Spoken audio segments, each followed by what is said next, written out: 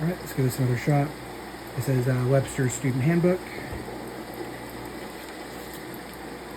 Section 1, Part 1, the United States. First section, the United States Government. Paragraph 1. The special form of government that the United States possesses is the result of historical accident, political necessity, and philosophical conviction. The 13 English colonies which became the original United States had all been incorporated separately, and each had established separate governments that were of long standing at the moment of independence from Britain. Because of geographical and other factors, each of these colonies had special and distinct problems and needs. On the other hand, from the moment of the Revolution, some form of central government to deal with common problems and programs became essential. Equally important to the colonists was the preservation of the individual and political liberties for which the Revolution had been fought. Paragraph 2. The form of government that was established in 1787 with the writing of the Constitution was a federal republic. The original 13 states and all subsequent states retained a great measure of their sovereignty. By this means, the diversity of interests and needs of a large nation could be handled by governments relatively close to the citizens whose interests they represented. On the other hand, a national government, often called the federal government, was established to deal with the needs and interests either common to the entire nation, such as foreign policy, or common to several of the states, such as interstate commerce. This federal government, too, was republican, with the representatives elected specially to it by the citizens of the states. 3.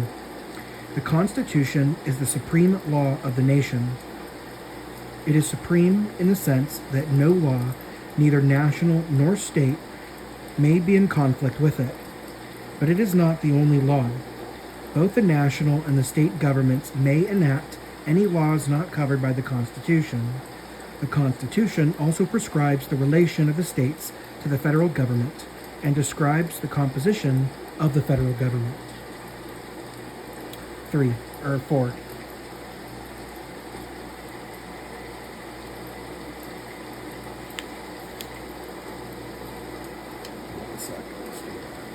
There we go. That should do it. 4.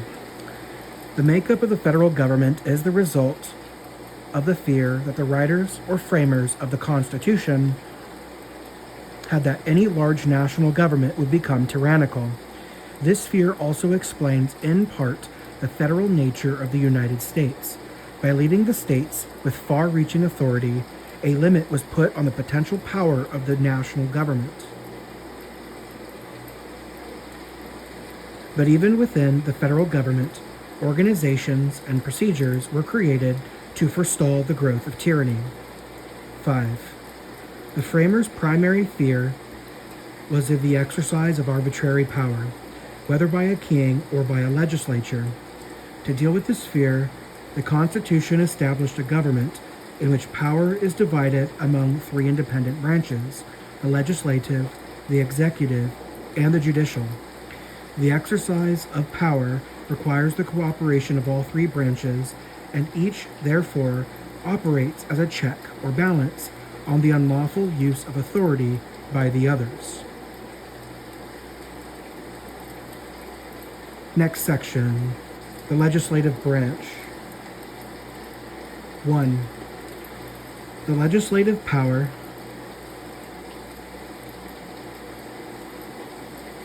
The power to enact laws is vested by the Constitution in the Congress of the United States.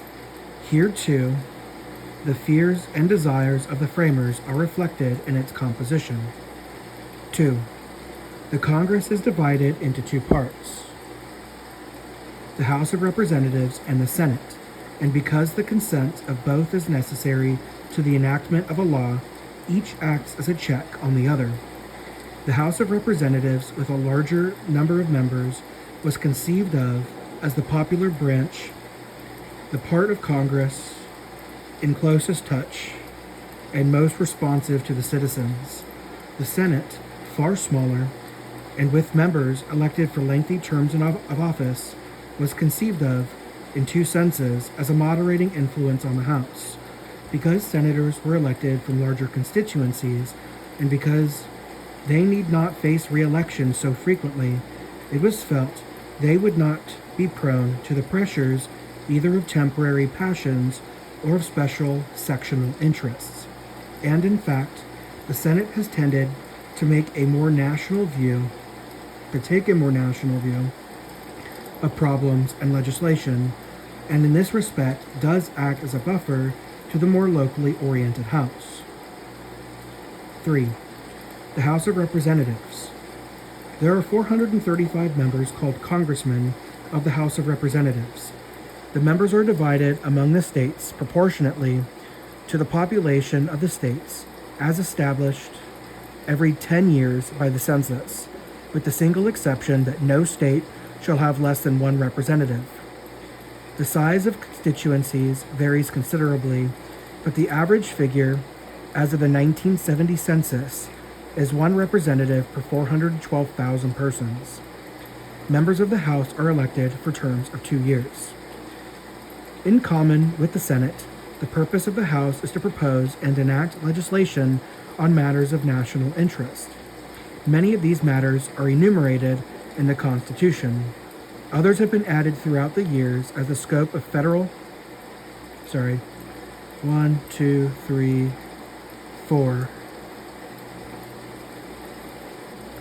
In common with the Senate, the purpose of the House is to propose and enact legislation on matters of national interest. Many of these matters are enumerated in the Constitution. Others have been added throughout the years as the scope of the federal involvement has increased. Any member of the House or Senate may propose a piece of legislation called a bill for consideration. Recently, however, most important legislation has come to be initiated by the President, though it must be proposed to the Congress by a representative, usually one who is a member of the President's own political party. 5. The Congress also enacts bills necessary for the execution of the laws, either creating agencies to administer programs or allocating funds for their operation. The special responsibility of the House is the initiation of money bills. Any appropriation of federal funds must be introduced first in the House. Only after it has been approved by the House can it be sent to the Senate for approval. 6. Organization of the House. The most important office in the House is that of the Speaker. The congressman who holds this office, always now a senior member of the majority party in the House, wields extensive powers. It is he who recognizes congressmen to speak during debates, and by granting or withholding recognition, he can greatly influence the course and content of the deliberations on the floor of the House. 7. In addition, the Speaker is the man who assigns proposed bills to committees, discussed later, and therefore exercises virtually the power of life and death over new legislation.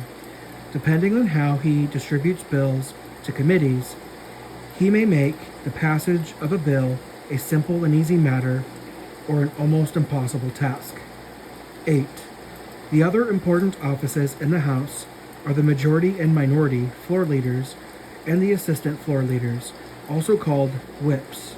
The majority leader and majority whip are members of the majority party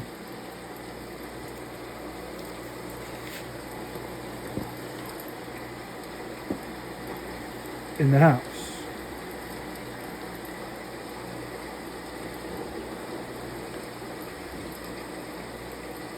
Both are likely to be senior congressmen or senior congressmen, or if not senior, then influential. The majority leader is the planner of strategy for the enactment of the legislation that the majority party intends to propose. He will conduct negotiations both in his own party and with the minority party to ensure that there will be sufficient votes to pass the bills. The job of the whip is to guarantee that all the necessary congressmen are present to vote when needed. The minority leader and minority whip perform analogous roles, though generally their job is to oppose and try to defeat the proposed legislation. Just going to double check the number I'm on right now. 1, 2, 3, 4, 5, 6, 7, 8. 9. The Senate. The Senate of the United States is composed of 100 senators, 2 from each state, elected for terms of 6 years.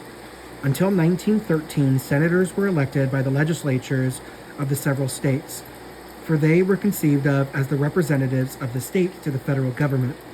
A constitutional amendment approved in 1913 established their popular election, though on a statewide basis, both because their indirect election was felt to be inherently undemocratic and because it was felt that many states' legislatures were corrupt, inefficient, or controlled by special interest groups. 10. The primary job of the Senate, as of the House, is the proposal and enactment of legislation. Any senator may propose a bill, and any bill, except an appropriations bill, may originate in the Senate. In addition to this general function, however, the Senate has some special functions that the House does not. The Senate has a special responsibility for foreign affairs. All treaties with foreign nations and the appointment of all ambassadors to foreign countries must be approved by the Senate. The Senate must also approve all presidential appointments to the Supreme Court and other federal courts and 2 important federal departments. 11. Organization of the Senate. The Constitution directs that the Vice President of the United States be the President of the Senate. He does not vote except in the case of a tied vote, when he can vote to break the tie. The Senate also elects one of its members, President pro tempore, for the time, to preside over the Senate in the absence of the Vice President. Neither of these men, however, is very influential politically in the Senate. 12. Because there is no Speaker in the Senate, the most important political office in the Senate is the Majority Floor Leader. He does not have, however, as much control over the workings of the Senate as the Speaker has in the House.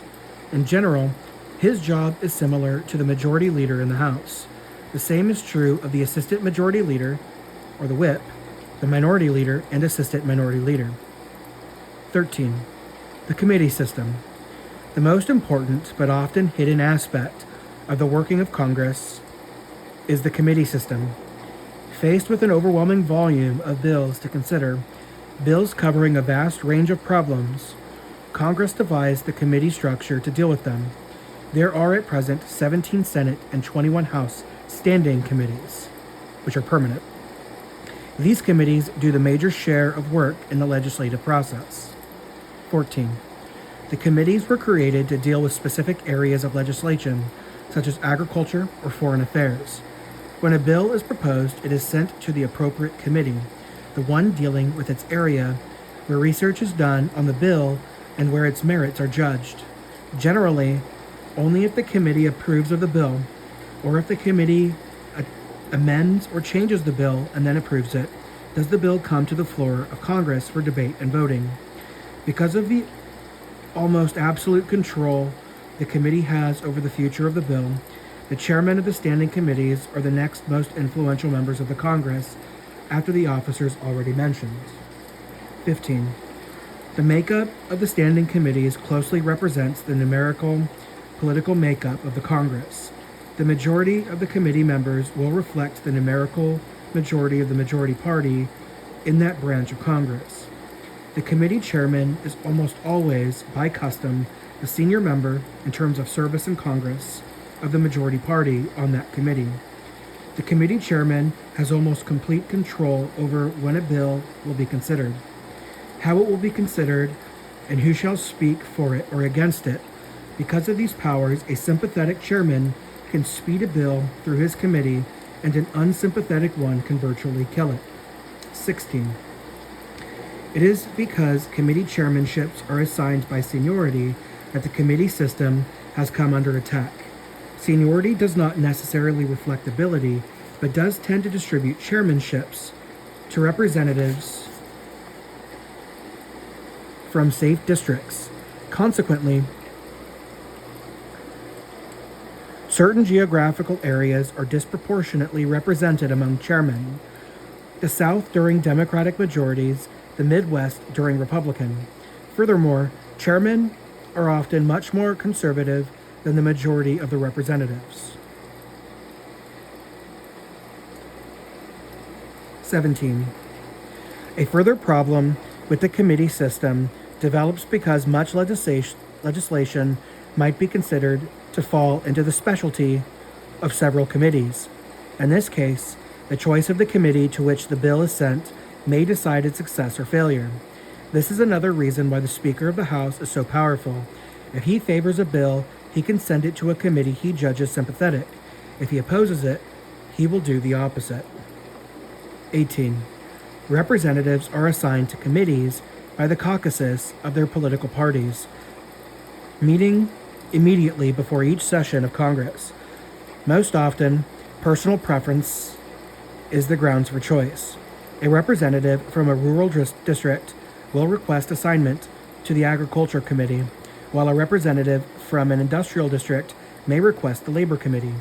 In both branches of Congress, however, some committees are more influential or prestigious than the rest, and assignment to these may, again, depend on seniority. 19.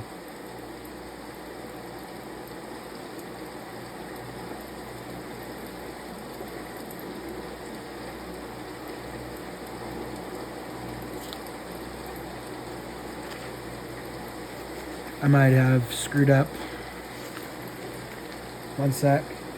1, 2, 3, 4, 5, 6, 7, 8, 9, 10, 11, 12, 13, 14, 15, 16, 17, 18, 19. So that was 19. 20, 21, 22. Okay.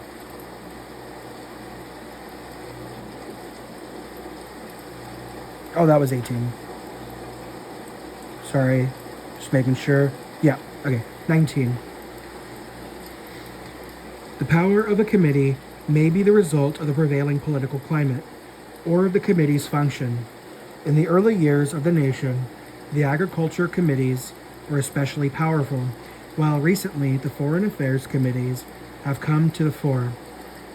If a certain presidential administration is known to be proposing a program of legislation in a particular area, those committees will receive greater prominence. On the other hand, in the House, the Ways and Means Committee has always been important, for all appropriations bills go to that committee. Similarly, the Rules Committee of the House is very powerful, for it controls when and how a bill will be debated on the floor. 20. Passage of a bill. In order for a law to be enacted, it must submit to a long and complicated process. When a representative proposes a bill, a copy of it is printed and sent to the Appropriations Committee. The committee will consider it, either the whole committee or a part of it, called a subcommittee, and either approve it, reject it, or amend it. If approved, the bill is read out of committee, that is, sent to the floor of Congress. 21. When it comes to the floor, it is given a date on the calendar of business, and then read to the Congress and debated. It may be passed or amended or rejected. If passed or amended, a copy of the bill as passed is sent to the other branch of Congress, the Senate, where it goes through the same process of committee and debate. If both branches of Congress pass the same bill, it is sent to the President for his signature. If, however, the second branch passes a different version of the bill, it resubmits to the first branch for approval. If the first branch agrees, it passes the new version of the bill, and the bill is sent to the President. If it disagrees, a joint House-Senate conference committee is set up to negotiate a suitable compromise version. 22. When a bill reaches the president, he may do any of three things. He may sign it, in which case it becomes a law, or he may veto it, in which case it does not. Though Congress may override the veto by a 2/3 vote of both branches, or the president may keep the bill for 10 days without signing it, in which case, again, it does not become law.